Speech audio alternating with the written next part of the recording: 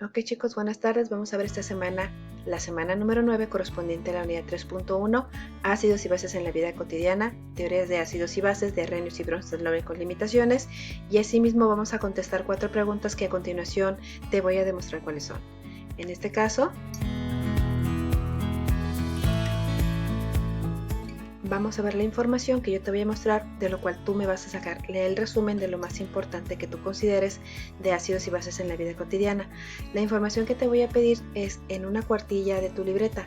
Eso quiere decir que en una hoja de tu libreta, la mitad solamente va a ser la cuartilla que yo te voy a pedir para que puedas analizar y contestar tu resumen de ácidos y bases en la vida cotidiana. Vas a tomar la información que yo te voy a mostrar a continuación y tú vas a desarrollarme esta actividad. Te voy a comentar un poco de lo que se trata. Conocemos que los ácidos y las bases generalmente son sustancias que anteriormente pensábamos que solamente existían en los laboratorios. Con las actividades que hemos estado realizando de ácidos y bases, nos hemos dado cuenta que existen los ácidos y las bases en nuestros alimentos, en nuestros productos de higiene personal y en productos que nosotros a lo largo del tiempo hemos estado utilizando. Entonces vamos a ver lo siguiente.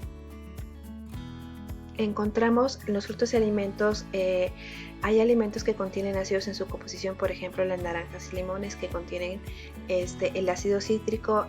También encontramos las manzanas que contienen ácido málico. Hablamos también de los yogur que contienen el famoso ácido láctico, y también hemos encontrado que las mantequillas tienen un componente que se llama ácido butírico, que en general contiene lo que es la grasa vegetal. Encontramos también en las uvas un ácido conocido como el ácido tartárico, y es el componente que otorga la acidez y el sabor necesario cuando tú pruebas una uva.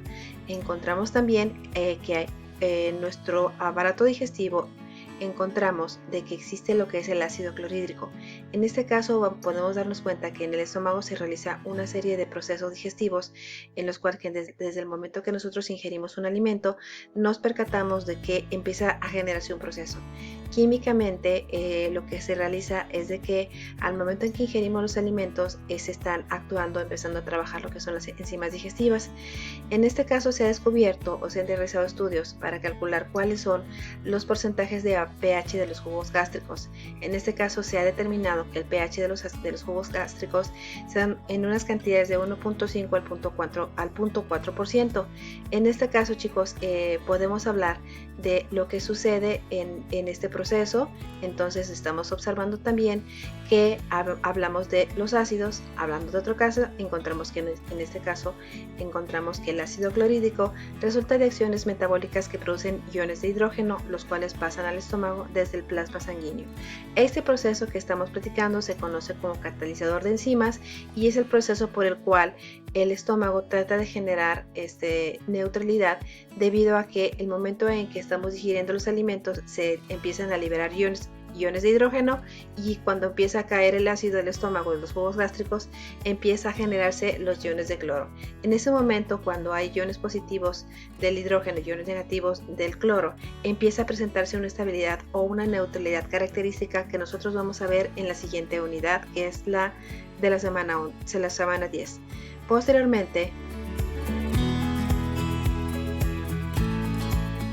encontramos también que cuando nosotros comemos estimulamos la secreción de iones de hidrógeno, de los cuales por lo general una pequeña proporción se absorbe en una membrana mucosa que se encuentra rodeada en el estómago. En ese caso estamos hablando de iones de hidrógeno en el plasma. Sin embargo, cuando la cantidad del ácido clorhídrico está excediendo, llámese de cuando estás ingiriendo alimentos con una elevada cantidad de ácidos o alcalinos, te vas a dar cuenta de que existen algunas molestias como la acidez en el estómago, que es resultado de el exceso de ácidos que tú estás ingiriendo. En este caso estamos hablando de antiácidos, que lo que hacen es de que presentan una concentración de iones de hidrógeno que hacen que una estabilidad entre la acidez que estás ingiriendo y la acidez de los ácidos de los jugos gástricos. Encontramos por otro lado que hay productos de limpieza como por ejemplo el amoníaco, que es una base débil, la sosa cáustica, que contiene hidróxido de sodio. Todas estas son bases que regularmente utilizamos para el desarrollo de limpieza de nuestras casas. Encontramos también en productos de higiene personal, encontramos por ejemplo los shampoos, los geles de baño. En este caso vamos a tener determinada, vamos a leer detenidamente esta opción para que tú saques lo más importante de esta lectura, ¿ok? Posteriormente, chicos, vamos a ver lo que es la teoría de Arrhenius y en base a los ácidos y las bases. Encontramos en este caso, chicos, esta tablita, hablamos de teoría de Arrhenius en 1883. Él propuso que los ácidos son sustancias eléctricamente neutras que cuando están en disolución acuosa, o sea que quiere decir que cuando están sometidas a un proceso están en un proceso disueltas en agua, se llegan a disociar. En este caso, cuando se disocian, se empiezan a separar y se empiezan a generar o a formar protones de hidrógeno. En este caso, este es el ejemplo que estamos utilizando para escribir un ácido según Arrhenius. El hidróxido de cloro está generando junto con el H2O en solución acuosa, nos damos cuenta que el protón de hidrógeno se libera y el protón de cloro con carga negativa empieza también a liberarse. Entonces después encontramos en la teoría de Arrhenius de que una base es una sustancia eléctricamente neutra que en disolución acuosa se va a disolver o se va a disociar con la formación de iones de hidróxido. Encontramos nosotros de que generalmente unas bases van a tener el término de hidróxido. En el caso del hidróxido de sodio que vemos aquí, vamos a encontrar que al liberarlo con el agua, encontramos que el sodio se genera con una carga positiva y aquí empezamos a ver los hidróxilos y entonces encontramos el hidróxido en este caso del sodio es que quedan separados para cuando estamos realizando este tipo de combinaciones para una base. Entonces, chicos, aquí lo más importante es las limitaciones. Cuando Arrhenius generó esta teoría, encontró que se encontraron Bronsted y Lowry con las siguientes limitaciones.